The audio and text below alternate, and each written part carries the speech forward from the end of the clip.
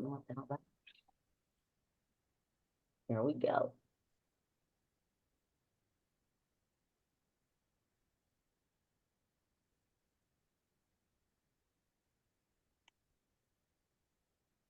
All right. Let's see. There we got people coming in.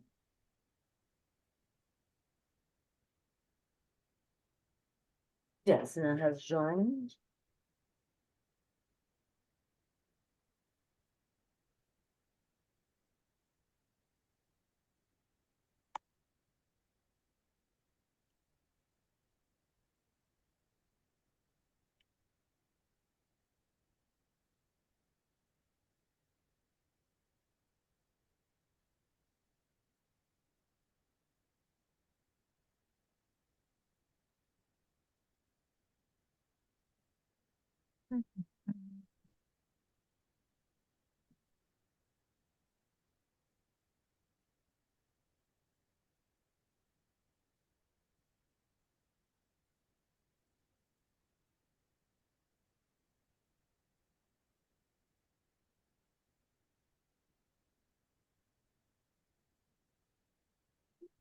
It is 1 o'clock. Do we want to get started?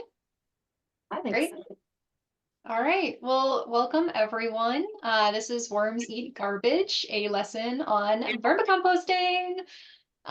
So if you don't know me, my name is Emily, and I am the Public Outreach Coordinator at the Addison County Solid Waste Management District, and I'm joined here by my friends. Rhonda, do you want to introduce yourself?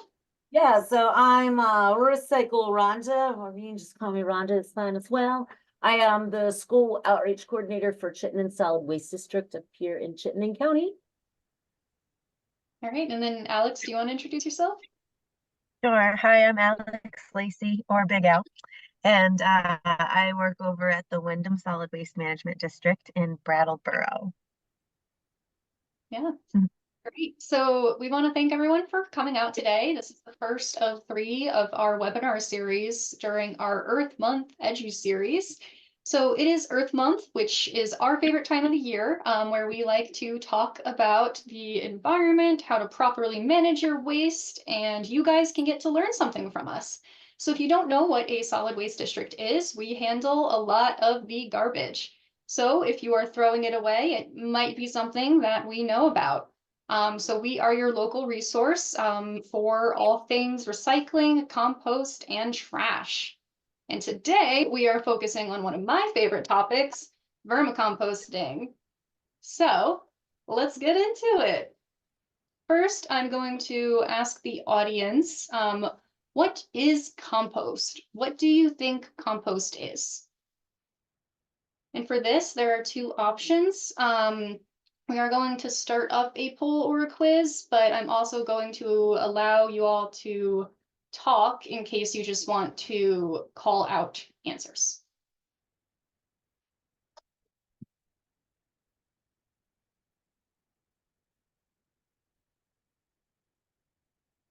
And I'm not sure if the, is anybody seeing the poll? I see the poll. Or any of the participants seeing the poll? You can pop it into the Q&A too if you don't want to chat, but you should be able to unmute yourself and chat if you want to.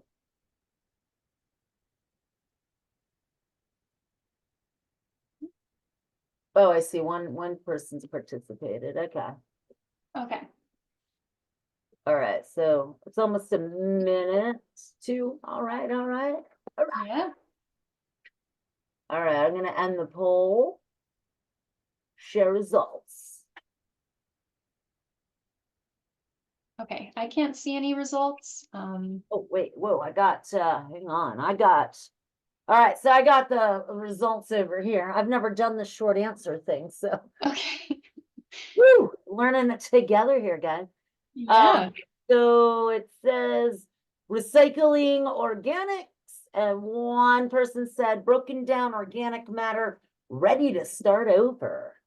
Ooh, great. So these are amazing answers, guys.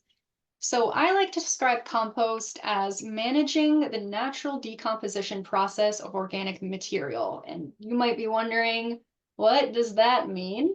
Well, organic material are things that naturally break down in the environment, and composting is looking at that natural breakdown and managing it to get a better finished result full of nutrients. Compost is not dirt. Contrary to popular belief, compost is separate from dirt. It is just simply organic matter. And organic matter is dark brown, it's crumbly, it's earthy smelling, and it looks a little bit like chocolate cake. But compost is also alive. It is a living ecosystem with over 1 billion bacteria in an area the size of your fingernail right here. So it's really alive, guys. And I like to think of composting as managing all of those little microorganisms that live inside of your compost pile. And you will have different microbe populations based on what you feed them. And a microbe is all of that little bacteria. So there's different little guys hanging out in your compost pile depending on the ingredients. That being said, compost always has 2 different kinds of ingredients. And that is going to be your browns and your greens. So this needs to be put into a compost pile in a correct ratio. And that is always adding in 1 part greens to 3 part browns. And if you do that in a layer like a cake, you will be composting correctly. You might be wondering, all right, I know that there are 3 parts of browns in here and 1 part of greens. What exactly are browns and greens? So browns are the source of carbon for your compost pile. It is things like hay, straw, little ripped up pieces of paper, dead leaves, dry leaves, wood chips, shavings, newspaper, cardboard, all of that is a type of brown. And they have one thing in common, their color. They are brown itself. The other ingredient is going to be your greens. These can be greens in colors, but they're largely going to be the things that you eat. And your greens are your nitrogen source for your compost pile. And keep in mind the ideal ratio here, it's 3 parts brown to 1 part green. So 1 part of what you eat to 3 parts of some of that dead dry material.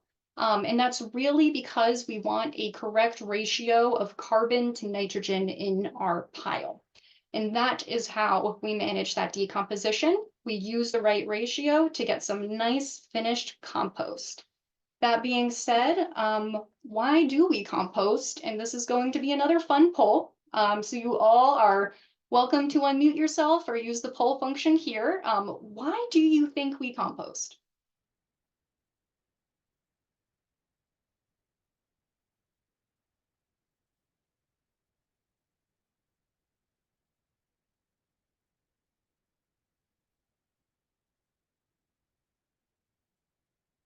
All right, I'm waiting for everyone to respond. It looks like we have a couple responses. So okay. I can't see the results of the poll. Rhonda, can you or?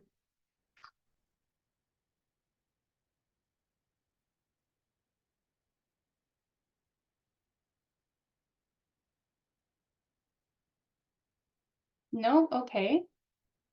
Oh, whoops, sorry, I was talking and Oh. weird. Happened. Oh, hang on a second. Here we go. To give back to the soil and to feed plants. Great. Okay, those are 2 fantastic answers. The truth is there are a lot of reasons why we would want to compost. I'll go through a couple of them and show you this lovely little graphic. So first and foremost, in the state of Vermont, there is a certain law called the Universal Recycling Law. And this makes it where we have to manage our food waste separately from trash. So you can't really throw food away in the garbage. It's best to put it somewhere else. So it's important to compost to make sure that you are following the law. Secondly, it's a little bit of a waste of our resources if we throw away our food. So if you think about it, you paid for that food, you ate it, and it still has nutrients, even if there's little bits and pieces left that you didn't eat. And if you just throw that away in a landfill, it'll get caught underground where no one can use those nutrients anymore. But if you compost it, it'll be able to help other plants grow. So it's really to manage our resources better, but also you can save money because you're paying for that food. You then don't have to pay for compost later on if you're using it in your garden. And it also helps you save money on some trash disposal, because guess what? If you manage your food scraps separately from your trash, you are saving space in there. And something that you guys might not know is that there is only one active landfill in the state of Vermont, and we want to save as much space in that as we possibly can for things that need to go in that landfill. Otherwise, we want to manage our materials in a little bit of a different way. Also, there's a lot of carbon emissions involved in landfilling. So if you move something from, at least where I am here in Middlebury, it takes about 3 hours to get up to Coventry, where that one landfill is. And that means that as those trucks are moving, there's a lot of carbon emissions coming out of those trucks. And carbon emissions, we don't really want in the environment because they contribute to the greenhouse effect or to global climate change. So we want to minimize those emissions as much as we can, make a small amount of emissions as we possibly can, and just manage those food scraps differently. Because if you compost your food waste, you're actually creating less of those carbon emissions. Because in a landfill, that food will break down anaerobically, which I know is a really big word, but anaerobically means in the absence of oxygen. So there's no oxygen present. It will break down, creating methane, which is an extremely potent greenhouse gas. It is more potent than carbon dioxide by about 20 times as much. So super, super powerful, and we really don't want that in our atmosphere. But in a compost pile, there's less of that created, and it actually breaks down with oxygen present. So the air we breathe in is present in that pile. So as a whole, it creates less carbon emissions and is better for the environment. And it's also great for the environment because compost provides all of that bacteria and that microbes to the soil that makes nutrients available to our plants to help them grow. And it also increases the amount of organic matter in our soil sponge, which also helps plants grow. So it's just a super amazing thing for the environment. That being said, there are a lot of different ways to compost. So the next question will be, how can you compost? And feel free to just type as many answers as you want here or call out. How do you think you can compost?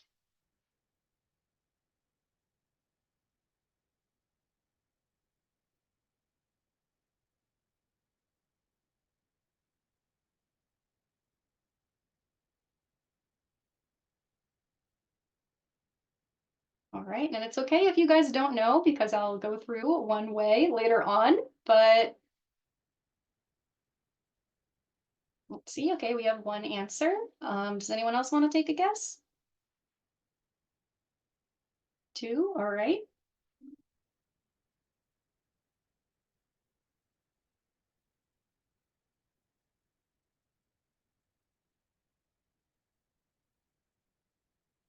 Okay, I'll let it go to a minute and then I will end the poll. And Rhonda, if you want to help out and read those answers, that would be fantastic. All right. All right, so many compost containers available and do-it-yourselfers.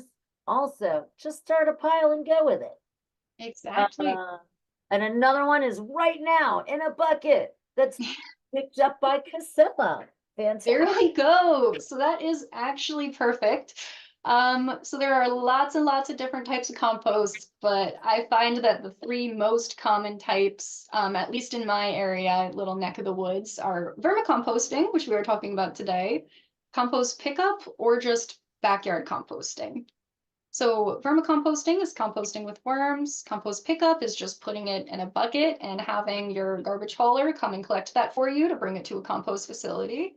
And backyard composting is DIY, just starting a pile, doing it a million ways. Today, what we are focusing on is just vermicomposting. So vermicomposting or worm composting is the use of specifically red wiggler worms to turn your food scraps or your kitchen waste into castings and worm tea. And what is a casting? Well, it is basically worm poop. but it's really similar to compost in that is an amazing amendment for your soil. So it has a lot of nutrients inside of it, and it helps your plants and gardens grow big and strong. And one benefit about vermicomposting is it can be done year-round indoors. So you don't necessarily have to have a backyard or access to a wide open space to do it. If you live in an apartment, it's a really easy way to get your composting done. And it's also a great complement if you have a backyard compost pile or a food drop-off pickup, just to create less of that in case you are creating massive amounts of food waste. And worm castings, like regular compost, are still a really, really great thing to improve your soil structure, increase your water intention, and give your plants all of those really beneficial nutrients that they need to grow. And essentially how you vermicompost is you make a habitat for worms that mimics a little bit their natural environment, typically done in a bin like you can see on your screen here. So that will be the worm's home. That being said, what do you think you put inside of this bin here in order to make it a home?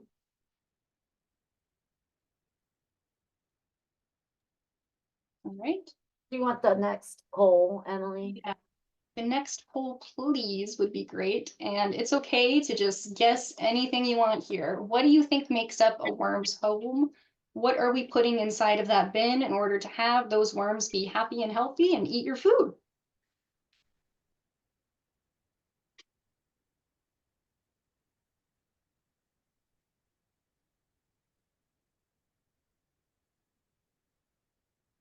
All right, so I'm seeing one person has answered so far. I will let this poll go for a minute or so, and then we'll end it and read the answers. And it's okay to take your time and just think a lot about this. There's a lot of things that make up a worm's home, so there's no real answer that I would go at. So feel free to just say whatever you want. One of the cool things, like Emily said about worm composting, is they're like perfect for apartments. I mean, I've lived in apartments much of my life, and that's how I've always composted my fruits and veg. And man, Yep. 60+ pounds of compost a year. Yeah, I also live in an apartment, and I do have a worm bin right now, and it's a great way for us to manage our food. So it has been a minute, so I just ended the poll. Rhonda, do you want to read those answers? Definitely. So there's a dirt, shredded newspaper, question marks, maybe dirt and foods. Great. Yeah. So this is all great answers. And I think a lot of this is getting at one of the components of vermicomposting, which is the bedding. And I will say a vermicompost bin is typically made of three main parts: the bedding itself, the worms inside, and the food that we put in it. And this brings us to my first rhyme, which is a worm's home has bedding just like you and me. Scraps of paper and cardboard to worms are comfy. So this is what they like living in. They do not like the sun, so they like to have places to hide and sleep just like us. We have a bed at night that we go in. Worms have a bed too, and it's made up of a lot of different material. But there are some other things that make up a worm bin. So when you are setting up a worm bin, there's a couple different styles you can choose from. I just have two examples here on the screen now. You can either do a tiered system, which we will watch how to make later, or you can just have a big old tub and use that to make your worms. But this system will always have a couple considerations or things that you want to keep in mind when you're making it. So one is the darkness level. As I said earlier, worms hate the sun. They hate bright lights. They want nothing to do with anything sunny. So you're going to want to have a bin that can stay relatively dark, keep it nighttime for them. You're also going to want to think about ventilation, or how are they getting air? Just like we need to breathe, worms need to breathe as well. So we need to make sure that that bin has a way for them to get air. You also want to think about drainage, and that's because as worms are eating your food, not only are they creating castings or their poop, but they're also creating the other one, and that will flow through to the bottom of the bin, and you should have a way to get that out. And you're also going to want to think about size. So the size of the bin that you have really depends on the amount of worms that you have. There is also an ideal ratio to vermicomposting, as there is for a more traditional type of compost, as I was talking about earlier. And that is a 2-to-1 ratio of worms to food in your bin. So moving on, this is what your bedding will be. It's really important, first and foremost, to get the bedding correct in a vermicompost bin, because those worms will not like it if their environment is not nice. Remember, just like in nature, worms need protection from the sun, they need to be kept moist, and they need help to move around. So vermicomposting bins use bedding to mimic that natural environment. And the bedding can be made from a lot of things, but often shredded newspaper, shredded cardboard, dry leaves are a good source of bedding. If you shred up an egg carton, or if you use any chemical-free paper towels, all of this can be used as bedding in your bin. And you're also going to want to make sure your bedding is slightly wet. So if you've ever left a sponge out on the sink for a period of time and pick it up after a while and it feels kind of wet, but not super wet, that's about the level of moisture or wetness you want in your bin, because the worms actually like living in a little bit more of a wet environment than a dry one. And if you're shredding up material, you're going to want to make sure they're no more than 1 inch thick. So how I think about that is my thumb is roughly 1 inch in size. So I don't want a piece of paper that is larger than that. And if you want to, you can always add a few handfuls of leaves from outside or just some soil itself, which will introduce some more microorganisms and things to the bin itself that worms can use. So I know this was a lot of information and some of you might want some videos or pictures. So let's move on to a short video that shows how to build a worm bin. All right, and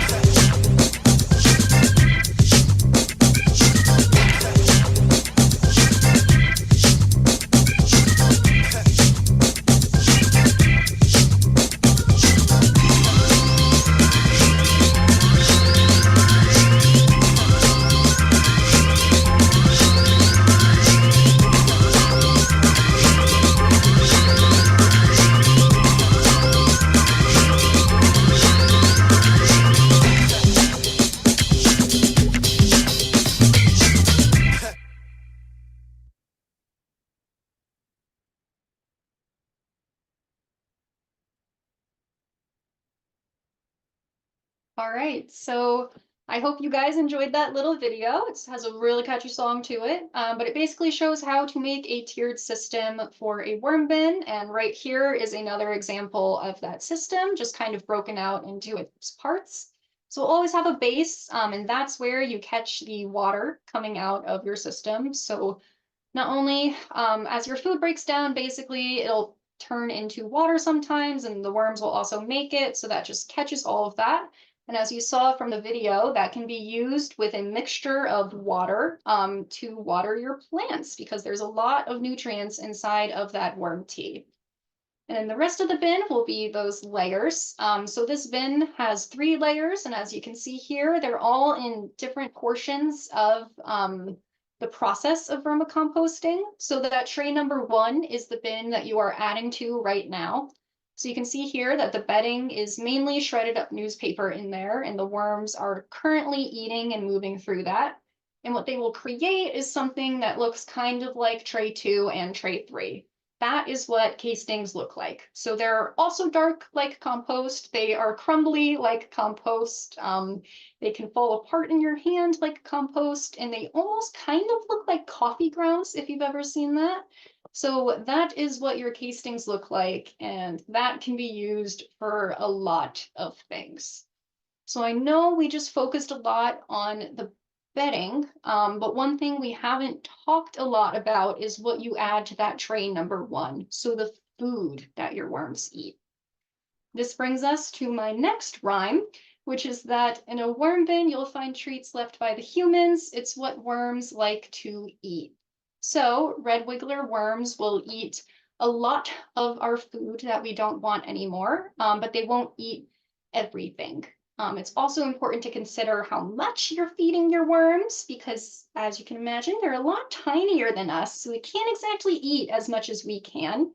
So what I like to say is you can feed your worms roughly once a week, or if you have a lot of them, you can feed them up to every 2 days, but make sure there are days where you aren't giving your worms food. And when you have a bin itself, you're always going to want to add food to only one section or one side of the bin at the time. Now we can get into a little bit more on feeding worms and what they actually like to eat. So I consider worms to be vegan. They don't really want any meat, fish, or bones, but what they do really love is going to be your fruit and your vegetable scraps. And that's because worms have sensitive skin, so they don't really want anything super spicy or acidic. They're also a little bit picky and tend to eat mainly fruits and vegetables instead of sometimes foods that you would feed them, which we'll get to in a bit. But one note about feeding them fruits and vegetables is that some vegetables might smell when breaking down, whereas others won't. So something like broccoli in your worm bin might create a little bit of a smell as it's breaking down, but some other things will not. Sometimes foods are going to be things that are perfectly okay to feed your worms, but you don't want it to be making up the majority of their diet. So you don't want to be feeding them only these items. And that's going to be your coffee grounds, your tea, plain pasta and rice, raw potato, bread, and crushed eggshells. All of that is okay for your worms to eat, but they don't want too much of that in their diet. There are healthier things for those worms to eat. That brings us to the unhealthy things. So these are the nevers. As I said earlier, worms have extremely sensitive skin, so there are some things that you really don't want to put in your bin because it will actually hurt the worms. That's things like citrus. So while they like a lot of fruit, they do not want to eat any lemons or pineapples or oranges, things like that, because it will actually burn them.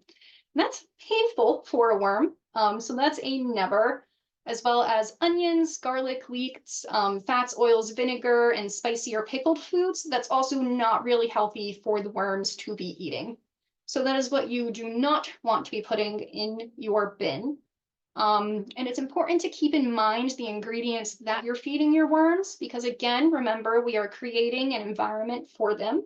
We want them to be happy and healthy so they can continue eating and breaking down our food waste. That brings me to my next rhyme, which is without the right ratio of bedding to greens, the worms might drown or burn, become smithereens. So if you are not taking proper care of your worm bin, feeding them the right amount of food in the right portions, and taking care of their bedding, the worms might become smithereens. So we really want to make sure we are keeping a nice habitat for those worms inside of our worm bin, and keeping in mind that we're always going to want to have a ratio of 2 to 1 of worms to food. That being said, there are a lot of common mistakes people make. And if you're noticing any issues with your worm bin, that's nothing to get worried about. Often when you're composting in any form, no matter what it is, there are sometimes mistakes that happen. So it's just important to know steps to help those mistakes so they can become no longer problems. So these are some common problems in a worm bin. First and foremost, it's too smelly. So no one really wants a smelly worm bin. I'm sure the worms don't want a smelly worm bin either. If you are noticing smells coming from that bin itself, you're always first going to want to refresh that bedding. So again, worms want the ideal habitat, and that starts with their bedding itself. So make sure that bedding is looking nice and fresh. Make sure that there is no rotting food inside of that bin. And Potentially, if you're noticing a lot of smells coming from there, you're going to want to avoid putting in any strong smelling foods inside of that bin. So as I said earlier, something like broccoli can smell as it's breaking down. If you're noticing that that scent is too strong for you, you can always take that out of the bin and put it somewhere else. Too smelly might also mean that there's not enough bedding inside of that bin. So if that food waste is breaking down, it'll just basically create a really horrible smelling juice. So you're going to want to add bedding or dry bedding in there just to make sure it has the right amount of water in there or its moisture level. Because again, the ideal moisture level for that worm bin is going to be like a wrung out sponge. Anything too dry won't make the worms happy, and anything too wet won't make the worms happy. And if the worms are unhappy, they will escape. So if you notice worms are escaping out of your bin, that most likely means they are unhappy inside of your bin. So always check the temperature and the moisture level inside of that bin. If it's too wet, again, the worms will want to leave. If it's too dry, the worms will want to leave. They'll also want to leave if the temperature is off. So worms do have an ideal temperature range. They like it between 45 degrees Fahrenheit to 75 degrees Fahrenheit. So if it is too cold outside and they're in a cold place, they will get really lethargic. They'll be tired all the time and they won't want to do anything. They won't want to move. Alternatively, if it's too hot outside, they'll be like, I'm burning, get me out of here. So they will try to leave your bin. So if you notice that, it's probably time to refresh that bedding itself. And just again, make sure that that bedding is perfectly happy for those worms so they won't try to leave. Another problem that you might be seeing is rotting food. So this will happen if you are, one, feeding your worms too much. So a simple solution to that is to just feed them less, reduce the amount of feeding. But it might also happen if the worms can't eat that food. So a solution to this could be just chopping up your food before you place it in your worm bin. Remember, red wiggler worms are really, really tiny. They are not as large as we are. So if you cut up that food itself, it actually makes it easier for them to eat that. Another solution could be freezing your food before you put it in your worm bin, so it'll actually thaw in there. And that can prevent some rotting, because rotting will happen naturally over time. So that's one way you can help prevent that and give your worms a chance to get to that food to eat it before it rots. Another common problem is going to be contamination, and this is largely going to be from plastic. So if you're in a grocery store, you probably see on your fruits and vegetables tiny little stickers on them. That is called a clue sticker, and that often ends up in any compost pile. So one way to help that is to sort out any clue stickers, take it off of your vegetables if you didn't eat them in time and you need to put them in your worm bin. And also make sure that as you are putting food inside of your worm bin, there's nothing harmful in there. So I know from time to time, people might accidentally drop a fork in their compost bin. Little tiny pieces of candy can end up in there, tiny pieces of plastic that just accidentally caught up in that. So make sure that you're sorting all of that out, because those contamination, things that shouldn't have been in there in the first place, will not break down with the rest of your food. So when you go to harvest those castings out of that bottom bin later, you will find potentially tiny pieces of plastic still there. And that's not really great. Another problem is going to want the unwanted visitors. So again, this is the worm's home. We are making a home for the worms. We are not making a home for fruit flies, and we are not making a home for mites. So if you notice fruit flies in your worm bin, you're going to want to get rid of them immediately. So one way to do that is just to reduce the amount you're feeding them, so feed them less. And you're also going to want to cover all of that food with a layer of bedding. Also, one thing that I like to do is to microwave that fruit and let it cool down before adding it to the bin. Fruit flies really start to come out because they have eggs inside of the fruit that we're eating already, often in like the outer layer of a banana.